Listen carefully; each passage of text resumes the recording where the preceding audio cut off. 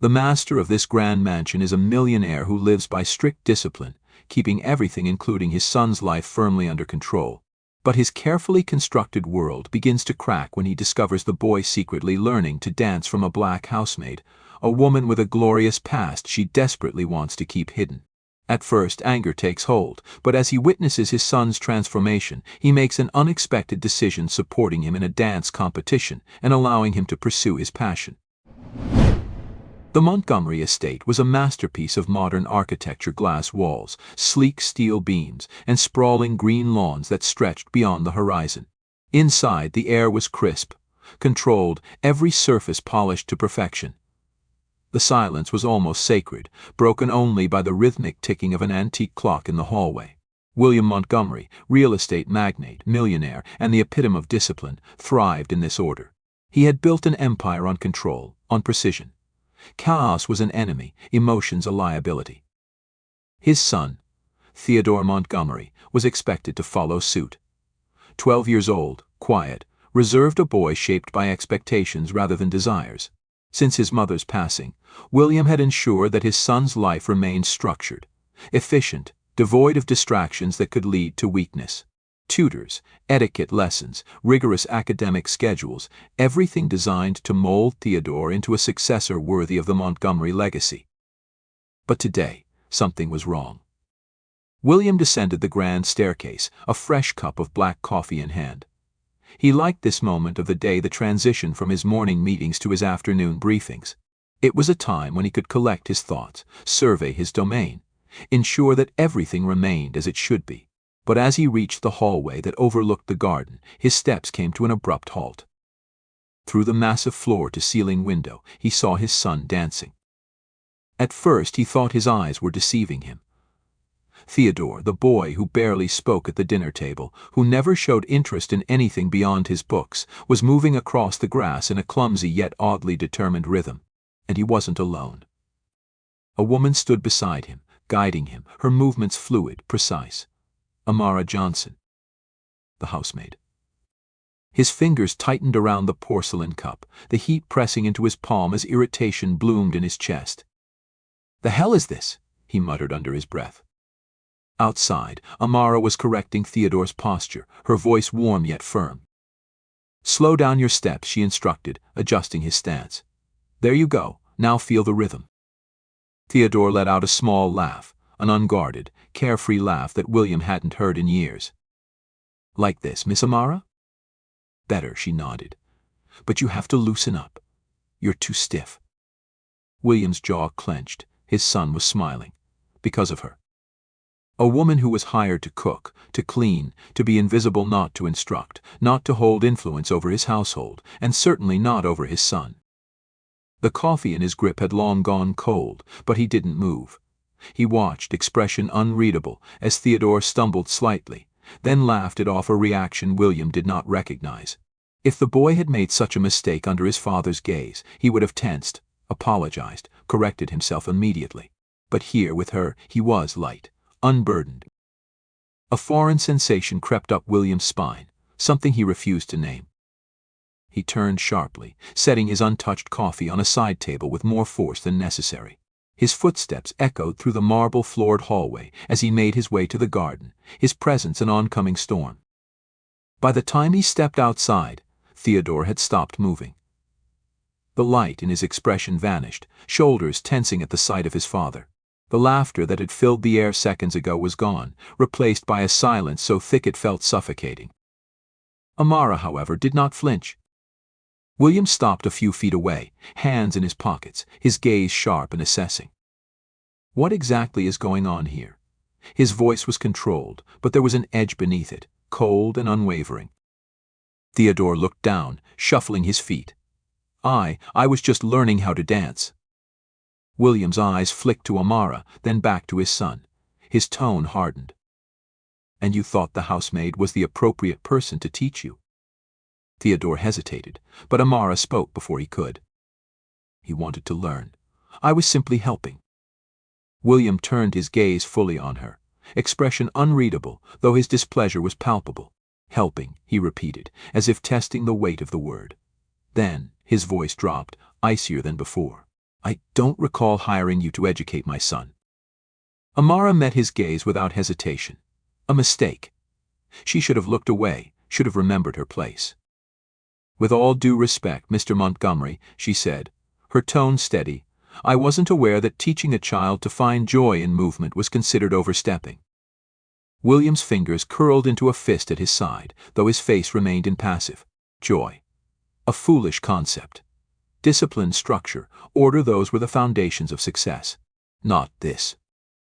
Theodore, he said, voice cutting through the air like a blade inside. Now.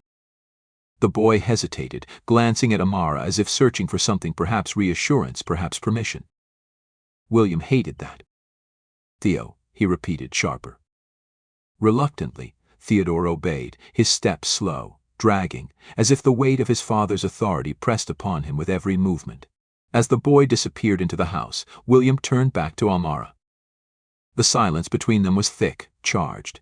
She didn't look intimidated. That, more than anything, infuriated him. I don't like mysteries in my house, Miss Johnson. His voice was low, deliberate. You'd do well to remember that. Amara didn't even blink. And I don't like seeing a child forget how to smile. A muscle in William's jaw twitched. He had built an empire on knowing how to command a room, on ensuring that every person in his presence understood who held the power. Yet this woman, this employee, spoke as if they stood on even ground. His silence should have been enough to end the conversation. A warning. But instead she held his gaze not in defiance but in something far worse. Conviction. The very idea that she thought she had any right to opinions in his home about his son was offensive. Without another word, he turned and strode back into the house, but the unease remained, settling in his chest like an unfamiliar weight. He would get to the bottom of this. Amara Johnson was not just a maid. William sat in his office, the dim glow of his computer screen casting sharp shadows across his angular features. The glass of bourbon he had poured himself remained untouched on the mahogany desk. His mind was elsewhere, his focus locked on the name displayed in bold letters on the screen. Amara Johnson. His fingers hovered over the keyboard before he pressed enter, initiating a deep search. He wasn't the type to let questions go unanswered. And this woman, this housemaid with too much poise, too much presence, had raised too many. A list of generic employment records appeared first. Housekeeping jobs, catering work, nothing remarkable. Nothing that explained what he had seen. But William wasn't a man who stopped at surface-level information. He narrowed the search parameters, refined the keywords. And then he found it. A New York Times article, dated 7 years ago. Ballet prodigy Amara Johnson mysteriously withdraws from stage after tragic loss. William's eyes narrowed as he clicked on the headline. The article unfolded before him, revealing a photo of a younger Amara, frozen in time. She was dressed in an elegant white ballet costume, poised mid-pirouette, her arms extended with the kind of effortless grace that only came from years of mastery. The caption below read, Amara Johnson, rising star of the American Ballet Theater, once hailed as one of the most promising dancers of her generation. William leaned back in his chair, fingers steepled beneath his chin. A ballet dancer, he muttered under his breath, incredulous. And now she scrubs floors.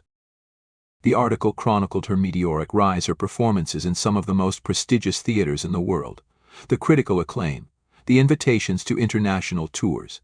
And then, just as she was on the brink of superstardom, she disappeared. No farewell performance, no announcement, just gone. His jaw tightened as he continued reading. Her fiancé, Adrian Carter, had been killed in a car accident the night before her biggest performance. They had trained together since childhood, their partnership on stage described as flawless, almost telepathic. His death had devastated the ballet community, but more importantly, it had destroyed her. Johnson withdrew from the company immediately after the funeral. She has not performed since, and all attempts to reach her have gone unanswered. William exhaled sharply. He had expected something: an arrest record, a scandal, a reason to dismiss her presence in his home as an inconvenience. Instead, he found this: a woman who had been on the precipice of greatness, only to abandon everything. And now she was here, teaching his son. He ran a hand over his face, irritation simmering beneath the surface. Why What was she running from? Or worse, what was she trying to find? His gaze flicked toward the hallway. He was a man who built his empire on instinct, on knowing when something wasn't as it seemed. And this wasn't just some ex-ballerina looking for a quiet job. He wasn't going to wait for the answers to come to him. William stood abruptly, his chair scraping against the floor as he grabbed his phone. He strode out of the office with purpose, his footsteps sharp against the polished floors. It was time for some answers. The kitchen was quiet except for the faint sound of water running from the sink. Amara stood at the counter, methodically drying a plate, her movements unhurried. If she noticed William's entrance, she gave no indication. Without a word, he placed his phone down on the marble counter, the screen still displaying the New York Times article with her photograph front and center.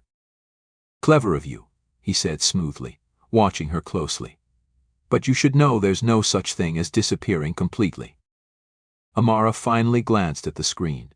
Her eyes flickered over the article, her face unreadable. Then she exhaled softly, placing the dish towel down with deliberate care. "I suppose I should have expected this," she murmured. William studied her reaction, no panic, no denial. Just a quiet acceptance. That irritated him more than anything. "You were a star." His voice was clipped, precise. "One of the best. And now you're cleaning my floors. So tell me, Miss Johnson, why does a woman with your talent throw it all away?" Amara met his gaze then, her expression steady, unapologetic. "Because I lost the reason to keep going." Her voice was calm, but something in it carried weight, an undercurrent of grief that was too deep, too lived in to be performative. William held her stare, his mind calculating, assessing. He had expected deflection, an excuse, maybe even a lie, but not this kind of honesty. He tapped his fingers against the counter, considering his next words carefully. Then, with measured curiosity, he said, "I know what it's like to lose something, but most people don't quit. They find a way to move forward." Amara tilted her head slightly, studying him in return. For a long moment she said nothing. Then, with a small, almost imperceptible smile, she asked, "Is that what you did?" The question landed like a blow, subtle yet direct. William's expression remained impassive, but inside, something twisted. A memory he didn't want to entertain, a loss of his own. He exhaled through his nose, his irritation now mixed with something else. Something dangerously close to understanding. "I don't allow weakness in my house," he said finally. "Whatever this connection is between you and my son, it stops now." Amara held his gaze unwavering.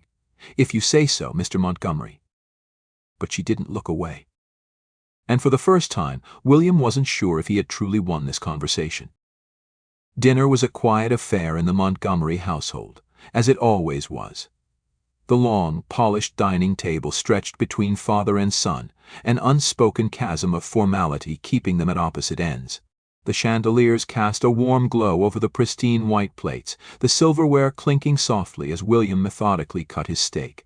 Theodore sat across from him, his back straight, his hands resting neatly on either side of his plate, just as he had been taught. But something about the boy's posture was different tonight. A tension lingered in his shoulders, an energy he was struggling to contain. William noticed. He always noticed. Halfway through the meal, Theodore finally put down his fork. He took a steady breath, then lifted his gaze to meet his father's. "I want to compete in a dance tournament." The room seemed to shrink into silence. The rhythmic ticking of the grandfather clock in the hallway grew unbearably loud. William, mid-motion, stilled. The knife in his hand hovered just above his plate before he set it down with precise, deliberate care. He reached for his glass, took a slow sip of wine, then placed it back down as if measuring the weight of his own reaction. At last he looked at his son. "Do you even understand what competition means, Theodore?" His voice was calm, but there was an unmistakable edge beneath it. Theodore didn't flinch. "Yes." William leaned back in his chair, fingers steepled beneath his chin. "Competition isn't about fun. It's about pressure. It's about failure." His gaze sharpened. "And you don't handle failure well." A flicker of something passed over Theodore's face. Hurt, maybe, but it was gone in an instant. Instead of shrinking under the weight of his father's words, the boy's expression hardened. I know it won't be easy, but I want to do this." William studied him, searching for hesitation. There was none. Theodore, the son he had raised to be cautious, calculated, had just declared his intent to step into something unpredictable, something that could break him. And yet, he was meeting his father's gaze with something William hadn't seen in a long time: conviction. The millionaire exhaled slowly, tapping his fingers against the table. A long pause stretched between them, heavy with the weight of an unspoken decision.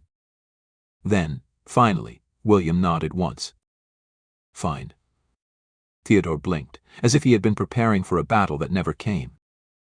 But William continued, his voice dropping into something more measured. "If you're going to do this, you do it properly. No half measures. No excuses." His tone left no room for negotiation. "I wouldn't want it any other way," Theodore replied, his chin lifting slightly. William turned his attention to the woman standing quietly near the doorway.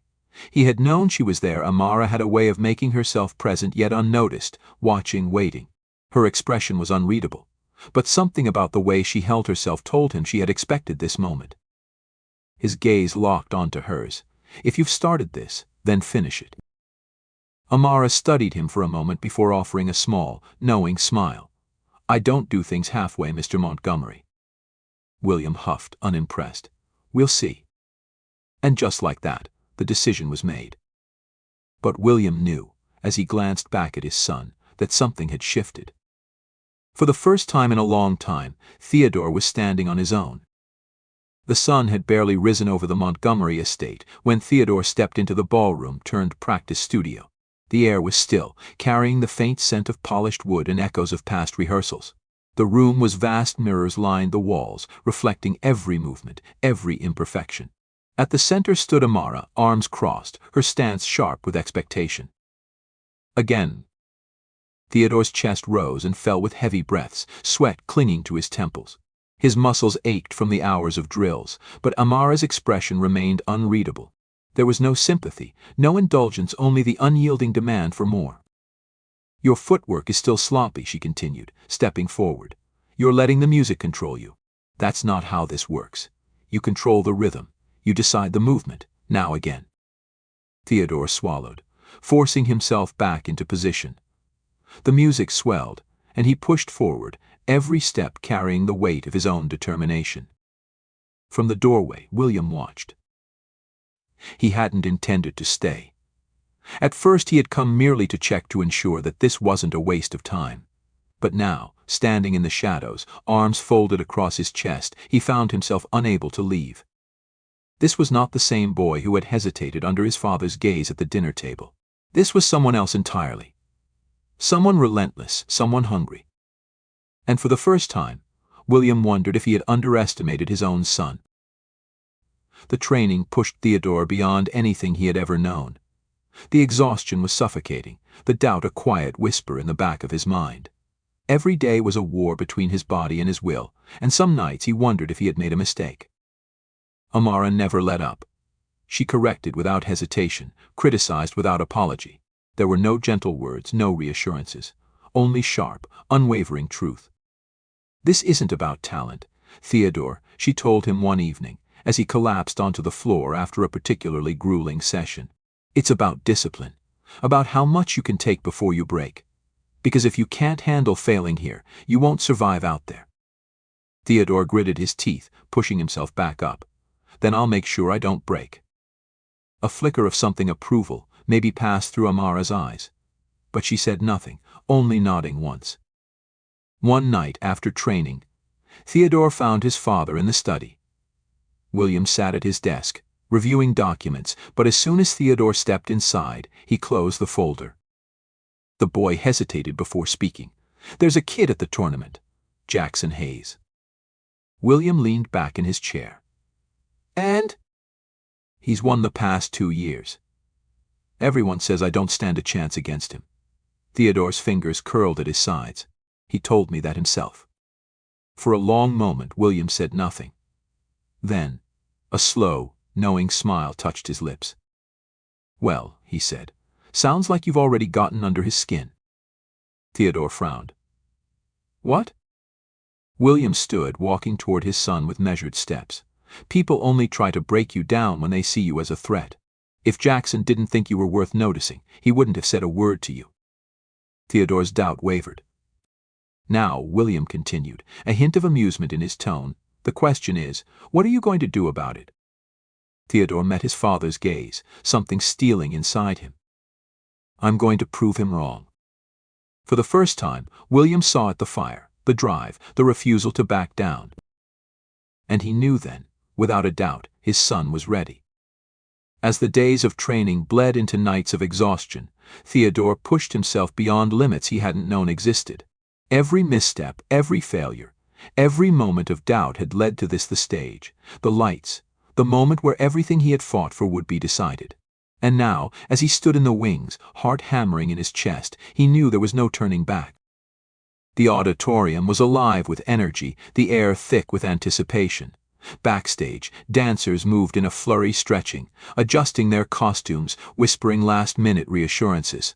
The steady hum of the audience beyond the curtain sent a pulse through the floor. Theodore stood in the wings, his hands clenched at his sides, his heart beat a hammering rhythm in his chest. His breath felt shallow, the weight of the moment pressing down on him. Amara stood beside him, her expression calm, unreadable. Breathe, she murmured. You've done the work. Now dance. Theodore exhaled slowly, nodding. But his gaze flicked toward the front row, scanning the audience. His father was there, seated in his usual composed posture, but this time, something was different. William wasn't checking his watch. He wasn't distracted. He was watching him. The announcer's voice echoed through the speakers. Next up, Theodore Montgomery. Everything went silent. The stage lights were blinding as Theodore stepped forward, each footfall a test of his own resolve. He took his position, spine straight, hands poised. Then, the music began. For the first few beats, his body refused to move. The fear crept in, the whispers of doubt curling at the edges of his mind. But then, he remembered. Control the rhythm. Decide the movement. He exhaled, and then he let go. The first step was precise, the second smoother. His body moved before his mind could interfere, muscles responding to the music like they had been trained to. The stage no longer felt like an unforgiving battlefield. It felt his. Each spin, each extension, each leap, everything he had worked for, everything Amara had drilled into him, came together in perfect synchronicity. His heart pounded in time with the music, not from fear but from something else, something stronger. And then came the final sequence, the one that had broken him in rehearsal over and over again. The turn, the jump, the landing, it had to be seamless. He pushed off the ground, time seeming to slow for the briefest moment. Then he landed. Steady, perfect. For a heartbeat, there was silence. Then, the applause erupted. Theodore stood there, chest rising and falling, the roar of the crowd pressing against him. He scanned the faces in the audience, his vision blurring with the intensity of it all. Then he found him. William Montgomery was on his feet, clapping. Not just watching, not just observing, applauding. And then, the impossible happened. William leaned forward slightly, his lips moving, his voice barely audible through the noise. Good job, son. A breath of relief and something dangerously close to pride swelled in Theodore's chest. The results came minutes later. The winner of this year's competition is Jackson Hayes. The crowd cheered as Jackson stepped forward, his expression confident, the gold trophy gleaming in his hands. Theodore's stomach tightened, but he forced himself to remain still, his posture straight. He had done his best. That had to be enough.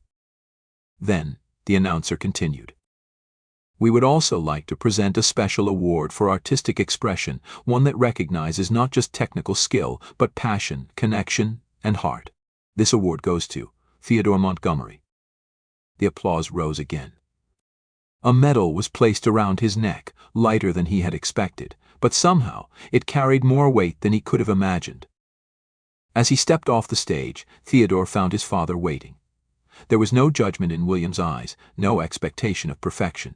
Just something steady, real. Theodore hesitated. Are you disappointed? William looked at him for a long moment before placing a hand on his shoulder, his grip firm, grounding. You made them see you. That's winning. Theodore swallowed past the emotion tightening his throat, nodding. As they stepped outside, the night air crisp against his skin, Theodore turned to his father, uncertainty flickering in his voice. Can I keep dancing? William exhaled, then for the first time in years he smiled. Of course. We're just getting started. Join us to share meaningful stories by hitting the like and subscribe buttons.